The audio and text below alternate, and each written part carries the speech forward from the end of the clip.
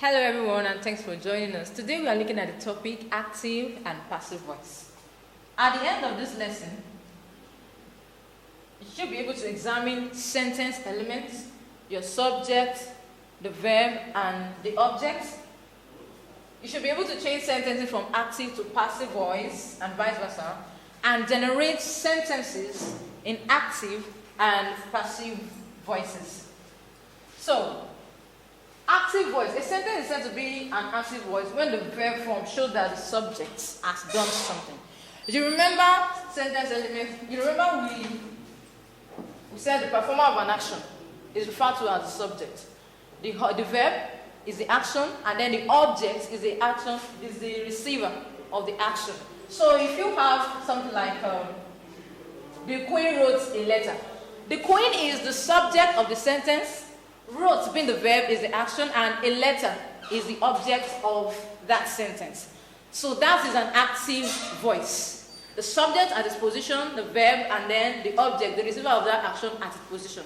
Now when you are changing the object, you are bringing the object to the position of the subject, some rules are guiding that.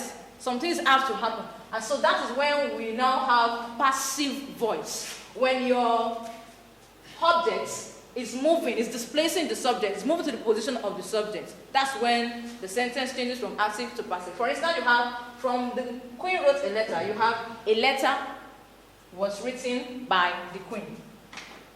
A letter was written by the queen. So, in doing this, there are some basic rules that you have to follow. So let's see. Number one, the object of the sentence must be turned into subject.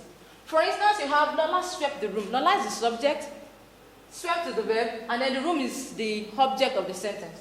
So, by the time the room is displacing Lola and is coming here, some changes will happen, and then you have the room was swept by Lola. So the room has left its position and now is at the position of the subject. So you have the room was swept by Lola. So what we are saying is the object of the sentence must be turned into the subject. So the room has left that position, is now here. So that's rule number one. And then the next rule, the be form must be used according to the tense of the verb. If the verb is past, simple is past tense, then you use, when you are changing it to passive form, you use past verb. The be form, you remember your be verbs, the likes of was, were, is, and, like that. So you have a note was marked by the teacher. This has been changed to passive. So it means the active form of this is the teacher marked a note. That's singular. One note. One note. So it becomes, I'm going to write the active form of that. The teacher marked a note. So it's just one note that was marked by the teacher. Now that is the active form of that. So if it is singular, you must take note. If the object is singular, you must take note of that. So, and for this one, you have some notes were marked by the teacher. So this one is plural. So it means that it is more than one note that was marked. So you have to take note of your object and then the verb.